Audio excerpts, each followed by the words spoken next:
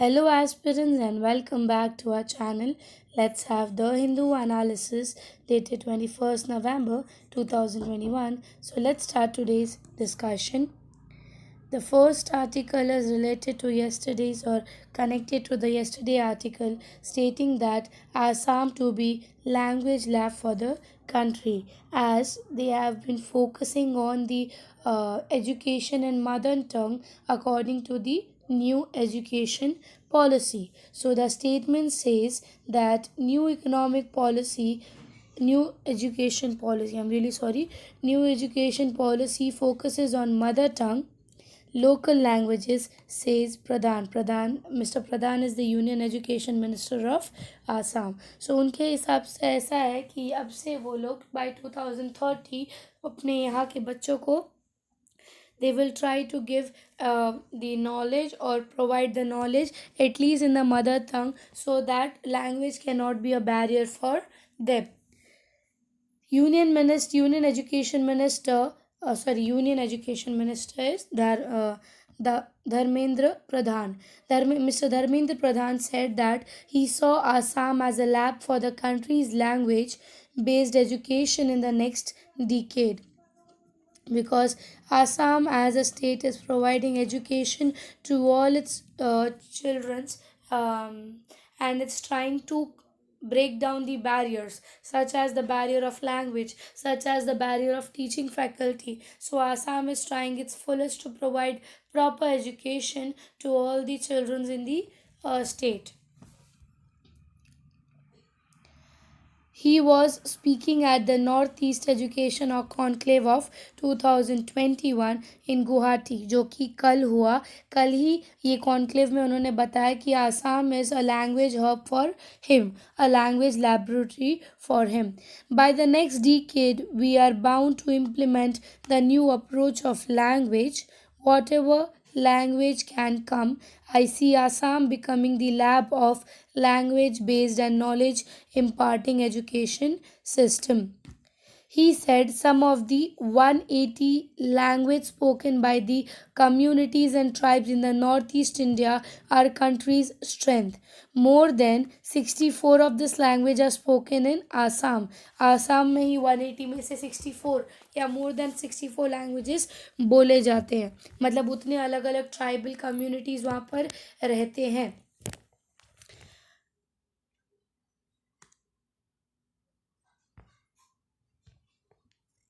Okay, so I strongly believe the diversity of a language is the major unifying factor of our civilization. As we say, India is a diverse country. So diversification is one of the important feature of India, जो कि उन्होंने अपने speech में ही बोला आसाम को लेकर. Now pathway open. Give me a minute.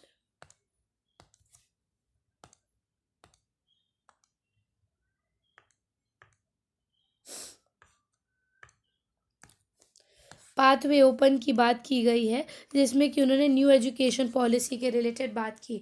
The new education policy has opened up many pathways. He said focus should be on the primary education with the emphasis on teaching in the mother tongue.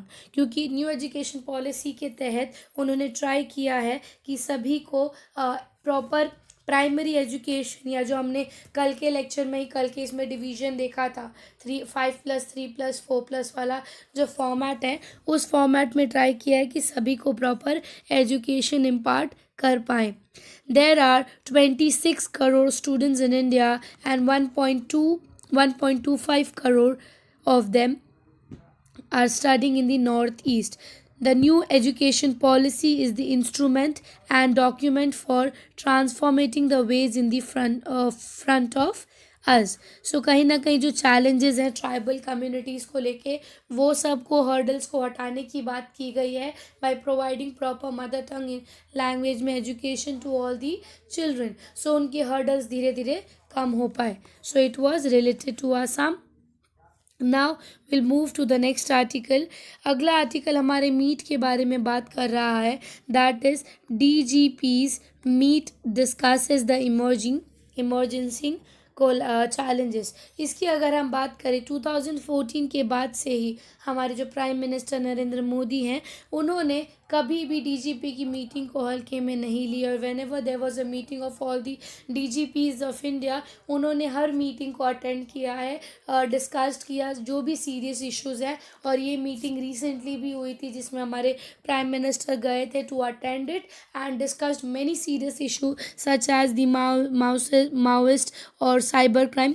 Maoist के बारे में आगे भी हम पढ़ेंगे, फिलहाल ये article हम देख लेते हैं आर्टिकल में क्या क्या चीज़ें बताई जा रही है। PM attends the deliberation on cyber crime, left wing extremist. Left wing extremist अगर मैं बोलूँ तो यही हमारा माओइस्ट फिलोसफी है।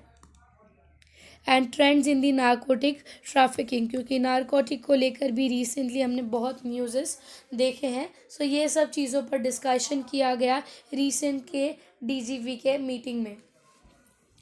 Violence perpetrated by the Maoist actions against the terror modules and cyber crimes was some of the issues that figured the prominent at the conference of DGP's meeting on Saturday, attended by a PM, according to officials. So Saturday की ये भी meeting कल ही Saturday को हुई गई थी, जिसमें कि सारे स्टेट्स के डीजीपी ने मेंबर्स, डीजीपी और सेंट्रल पुलिस ऑर्गेनाइजेशन के मेंबर्स, इन टोटल 350 सीनियर्स मिलाकर ये मीटिंग अटेंड की गई थी लोगों से। और ये मीटिंग जो एक्चुअल अगर देखेंगे तो 3 डे कॉन्फ्रेंसेस है, ये 3 दिन का कॉन्फ्रेंस मीटिंग है ये डीजीपी का। The conference discussed a wide range of issues including cybercrime, counter-terrorism challenges, left-wing extremism and emerging trends of narcotic. Since 2014 ये चीज़ एक पॉजिटिव पॉइंट में बोला है कि हमारे prime minister mister Narendra Modi ने हमेशा ये मीटिंग्स को अटेंड किया और सारे ही जो रियल चैलेंजेस हैं उसको डिस्कस करने की बात की गई इस सारे मीटिंग में। एक चीज़ इस मीटिंग में बताई गई है, that is the hybrid format. Hybrid format क्यों बोला गया है, वो इसके लिए बोला गया कि ये मीटिंग जो है वो सारे स्टेट्स के डीजीपीज और पुलिस ऑफिसर्स फिजिकली अटेंड करते हैं, पार्टिसिपेट करते हैं। ये मीटिंग जो ये साल की थी वो वर्चुअली की गई थी एंड इन टोटल 37 अलग अलग लोकेशन से सारे डीजीपीज ऑफिशियल्स ने ये मीटिंग अटेंड की।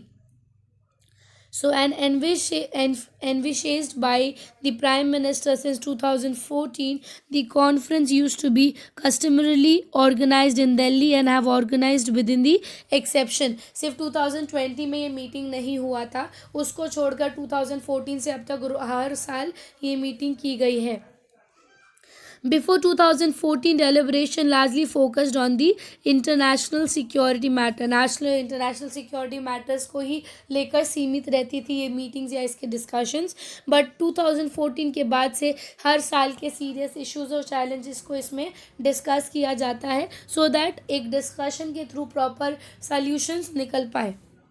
Direct interactions of the top branch with the head of the government has resulted in the conversion of the views on crucial challenges faced by the country and emergence of the double recommendation according to the officials. So the meeting is actually a success meeting because कहीं ना कहीं meeting में जो चीज़ें discuss करना चाहते थे वो प्रॉपरली उन्होंने किया और ये मीटिंग फ़िलहाल कंटिन्यूसली चल रही है। आगे भी जाकर देखना इसके रिलेटेड कोई ना कोई न्यूज़ आर्टिकल आएगा तो will discuss it during that time. Now next article अगर मैं बात करूँ, so that is about the emergence of left wing extremist. Maoist blows up railway tracks in Jharkhand. पहले आर्टिकल देख लेते हैं, फिर माओइस्ट के बारे में और थोड़ा सा जानने की कोशिश करेंगे। So suspected members of the CPI Maoist blew up the portions of railway tracks in Jharkhand, Latehar and West Singhbum districts in early hours of Saturday, disrupting the train services at Barkhana, Garwana and Howrah-Mumbai routes. The rail track between the Sauna-Lotapur stations in the West Singhbum under the Chakradhar division was damaged on Friday night. Blasts were done. ठीक है, जिसकी वजह से कहीं ना कहीं और ये माओइस्ट की अगर हम बात करें तो ऐसे कहीं ना कहीं 100 से ज़्यादा इंसिडेंट्स हुए हैं। अगर मैं स्टेट्स के हिसाब से बात करूँ, वेस्ट बंगाल, बिहार, झारखंड, छत्तीसगढ़, उड़ीसा, आंध्र प्रदेश, महाराष्ट्र, ये सारे डिस्ट्रिक्ट्स में कहीं ना कहीं वेस्ट जो एक्सट्रीमिस्ट है या जो माओइस्ट है, इनकी एक्टिविटीज़ बहुत बढ़ते दिख रहे हैं। ठीक है, अब ये आर्टिकल आया है तो हम थोड़ा माओइस्ट के बारे में पढ़ लेते हैं कि माओइस्ट क्या है, क्या काम है उनका, और कहाँ से इनका ओरिजिन हुआ है, ऑल दी थिंग्स। सबसे पहले चीज़, अगर आप ये मैप नोटिस करेंगे, मैप के थ्रू आपको एक प्रॉपर आइडिया हो जाएगा कि माओइस्ट की कॉन्सेंट्रेशन कहाँ पर है। The map of India's Maoist conflict, a crackdown of Maoist rebel has led to a rise in number of casualties in the country's tribal area. Bihar, Jharkhand, West Bengal, Odisha, Telangana, Karnataka, Tamil Nadu, Maharashtra, ये सारे states में हम Maoist की activities देखते हैं। Green part shows the marginal, red part shows the highly affected. So highly affected अगर मैं बात करूँ, झारखंड, वेस्ट बंगाल और छत्तीसगढ़ ऐसे एरियाज़ हैं जहाँ पे हाईली अफेक्टेड माओइज्म एक्टिविटीज़ आपको मिलेंगे। सो माओइस्ट की अगर मैं बात करूँ प्रॉपरली, ऐसे माओइस्ट जो हैं, या फिर अगर मैं बात करूँ, हम लोग नक्सलबारी बोलते हैं, नक्सलिस्ट बोलते हैं। ये नक्सलिस्ट ये हमारे जो माओइस्ट या लेफ्ट विंग होते हैं। ठीक है, हमारे इंडिया में अनलॉफुल एक्टिविटी प्रिवेंशन एक्ट है 1967। ठीक है, तो unlawful prevention activist prevention act जो है, इसके तहत ये सारी एक्टिविटीज़ जो हैं वो इंडिया में बैन की गई है, या फिर अगर ऐसी एक्टिविटीज़ होती हैं तो उसको हम इलीगल मानते हैं। सबसे पहली चीज़, left wing extremism in India अगर मैं बात करूं तो कभी भी कंफ्यूज मत होना, मैं अगर माओइज़म बोलूं, माओइस्ट बोल दूं, नक्सल बोल दूं, या फिर लेफ़्ट विंग एक्सट्रीमिस्ट बोल दूं, ये तीनों ही एक चीज़ है। ऑल ओवर वर्ल्ड इनको अलग अलग नाम से जाना जाता है। इंडिया में अगर आप देखें तो इंडिया में आप इसको नक्सलबारी के नाम से जानोगे, माओइस्ट के नाम से जानोगे,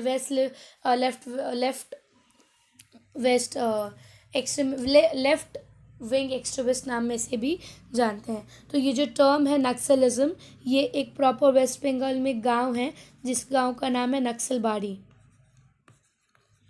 नक्सलबाड़ी वहाँ से ये ओरिजिन हुआ है, क्योंकि वहाँ के जो लोकल लैंडलॉर्ड्स थे उन्होंने ये एक्टिविटी स्टार्ट की against the peasants, against the जो हम बोल सकते हैं जो लैंडलॉर्ड्स होते हैं उनके अगेंस्ट एक्टिविटी चालू किया, जिसकी वजह से ये नाम पड़ा नक्सलिज्म। ठीक है, ये जो रिबेल स्टार्ट हुआ था, ये एक्चुअली 1967 में स्टार्ट हुआ था, क्योंकि जो वर्कर्स के बीच में लैंड डिस्ट्रीब्यूशन था वो प्रॉपरली नहीं किया गया था। नक्सलबाड़ी गांव के जो वन ऑफ द फार्मर थे जिनका नाम था कानू सन्याल, उन्होंने ये चीज़ स्टार्ट की गई थी, उन्होंने ये चीज़ स्टार्ट किया और धीरे धीरे ये चीज़ जो है पूरे ईस्टर्न इंडिया में फैल गया। अलग अलग स्टेट्स में, छत्तीसगढ़, उड़ीसा, आंध्र प्रदेश, महाराष्ट्र में तो बहुत लीस्ट है, बट हमारे ईस्टर्न पार्ट्स में बहुत ज़्यादा आपको नक्सलबाड़ी मिलेंगे। और बाद में हमने देखा कहीं ना कहीं जो नक्सलिज्म्स की फ़िलॉसफी है, या जो नक्सलबाड़ी जिस एम पर काम करते हैं, माओइस्ट जो थे, दोनों की एम कहीं ना कहीं मैच होती है। ठीक है, तो माओइस्ट जो है वो एक फ़िलॉसफी है proper by the name of Maoism. Maoism क्या है, तो एक ये कम्युनिज्म थी, एक फॉर्म ऑफ कम्युनिज्म थी जो कि माओ सेंग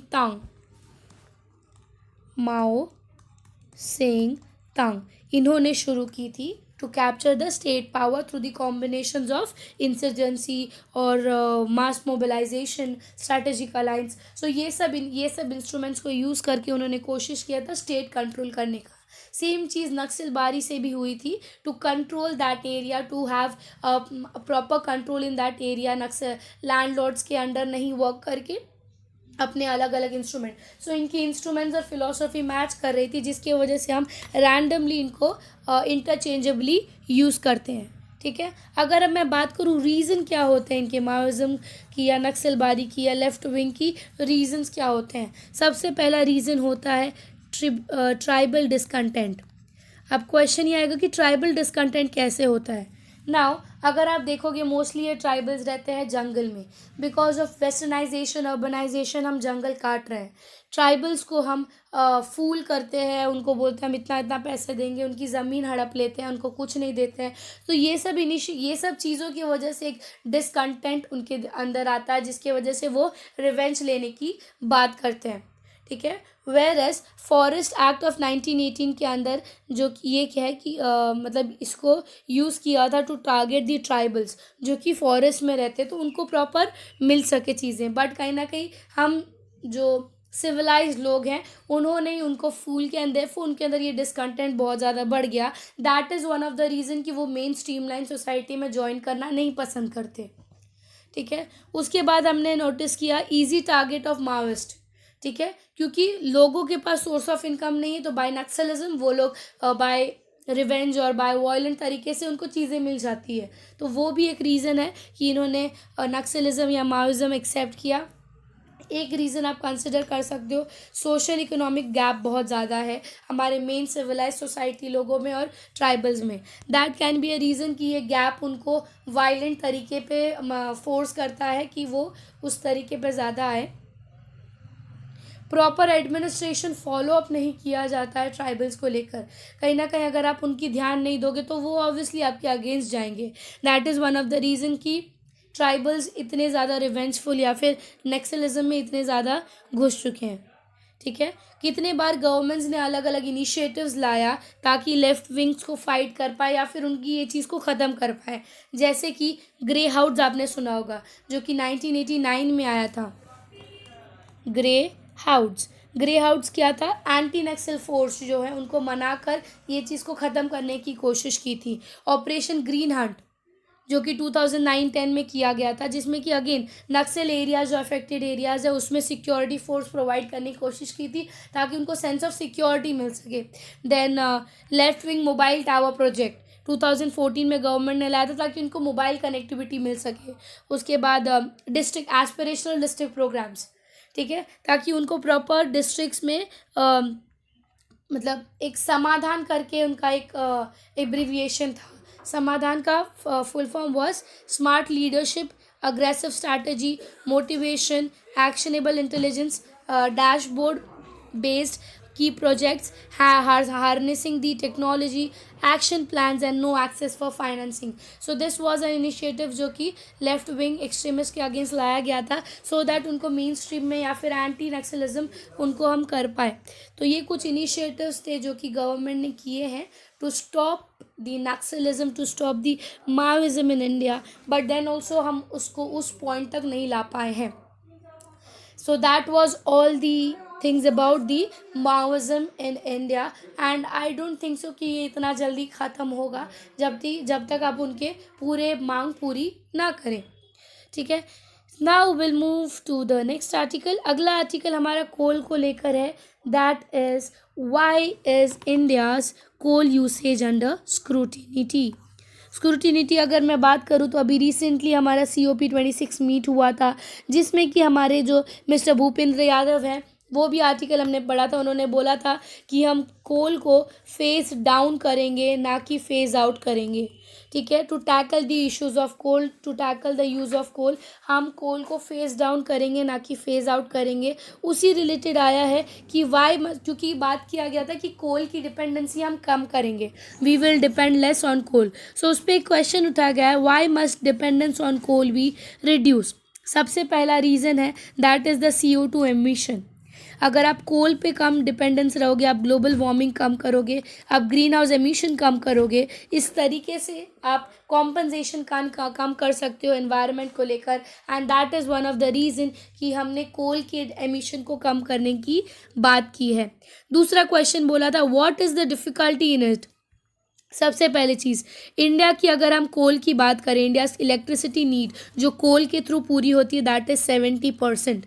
इंडिया में इलेक्ट्रिसिटी नीड जो है 70% हमें कोल प्रोवाइड करता है। सडनली अगर आप बोलोगे कि कोल को शॉर्ट कम करने को अगर आप 5% का भी कम करने की बात करें तो इंडिया लार्जर पर्सपेक्टिव में अफेक्ट होगा बिकॉज इंडिया की पॉपुलेशन डेंसिटी बहुत ज़्यादा है।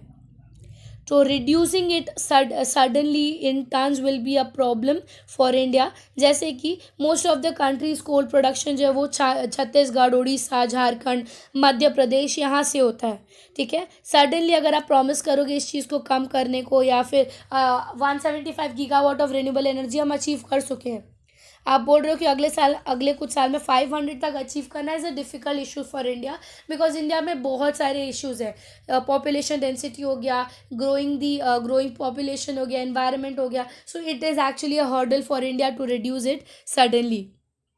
ठीक है, is it fair to ask India to phase out the coal. तो ये क्वेश्चन एक उठा था कि क्या फेज आउट करना एक प्रॉपर रेजोल्यूशन मिल पाएगा।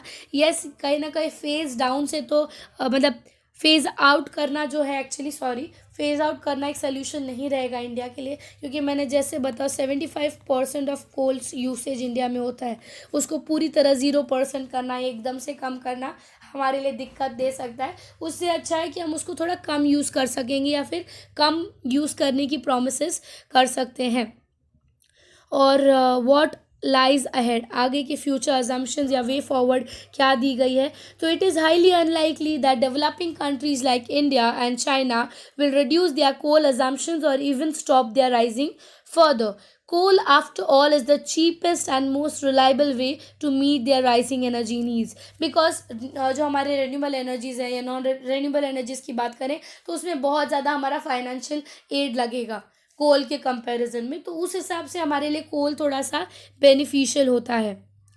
Coal on the average is priced at $2, which experts believe it should be priced to $30 to $70. So price variation देखिए, जो हमें $2 में मिल रहा है वही अगर रेन्यूएबल में $30 to $70 में मिलेगा। सो समहाउ इट इज़ डिफ़िकल्ट।